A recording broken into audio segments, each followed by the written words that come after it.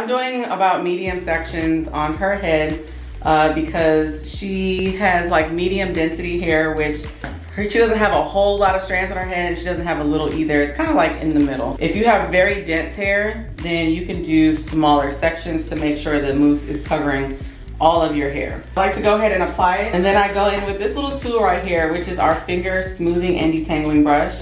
And I'm just gonna further detangle her hair with the mousse on it. Wait, that's only the mousse and it's gliding like that? Yeah, this one product, I'm telling you guys, it's an amazing product because it has a lot of slip, and it also is like, it's like a mix between a gel and a foam.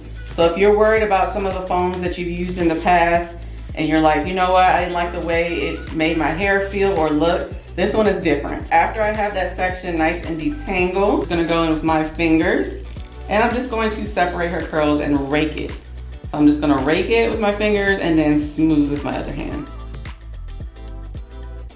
So you can see her curls have defined, they've separated, but they're still clumping, which is great. We want it to clump so that you can have more length and longevity in your curls.